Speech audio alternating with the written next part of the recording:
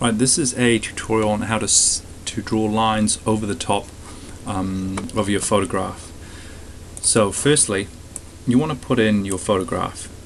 So here it is, so a digital photograph, and then you want to put it onto an A4 page, which I've done here. So you want to see the other tutorial on how to put a picture onto an A4 page. Okay, so I'm just going to close that one.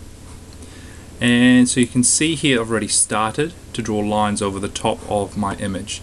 It's really important to have your image at the bottom, so see just down there, you want to have your image at the bottom so you can flick on and off and see how your lines are going. Okay, now you don't have to draw all the lines in for this assignment, but it's helpful to draw some of the detail in so you know what it looks like. So I'll show you how the lines go. And as you can see, as I've drawn the lines, I'll show you it now. As you draw the lines, and here just on the left you want to select the line tool.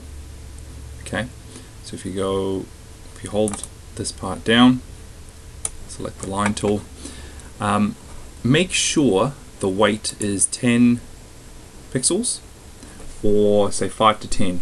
5 is probably for thinner lines that are further away. 10 is nice and thick and you can definitely see it. Make sure the color's black, so just at the top here, and you're ready to go.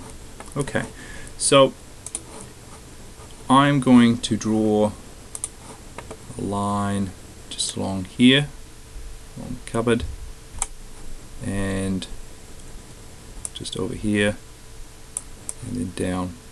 Now you want to be careful, because if you're drawing from far away, it's sometimes a bit tricky, and you may not get all the lines exactly correct.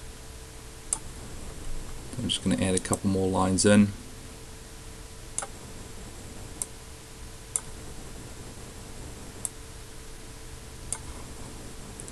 Just add some lines down here. Now as you notice, you start to get more and more layers, and so those are separate layers for the separate lines, and these come in handy a little bit later. Alright, so I'm going to go in close and check how I've done. So you want to use the zoom tool down the bottom left. If you click and hold, you can go in a little bit closer like so.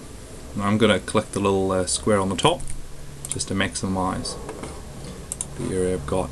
Now as you can see, this line here is not quite lined up. Now one secret is to click the move tool. So you go up to the move tool, click it, and click auto select,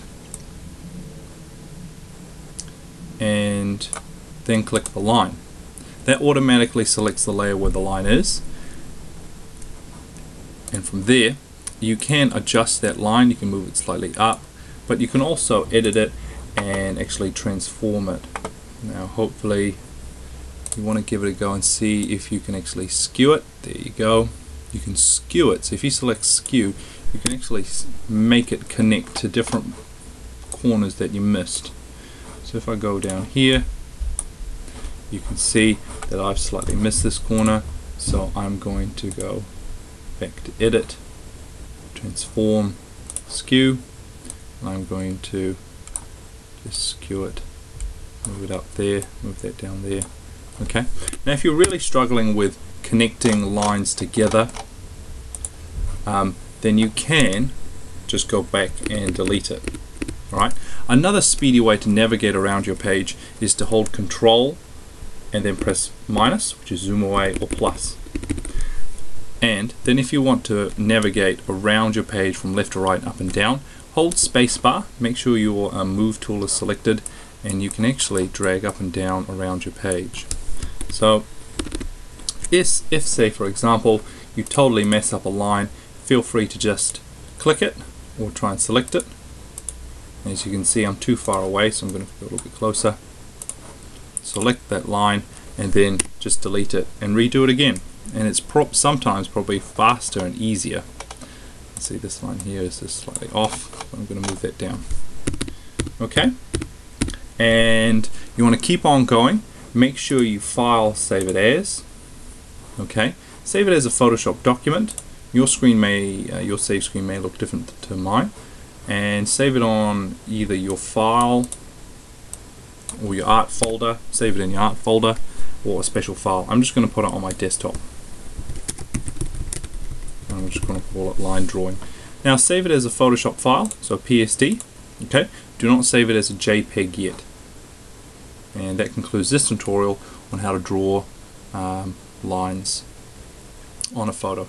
In the next tutorial I'll show you how to save it as a JPEG and put it into your PowerPoint.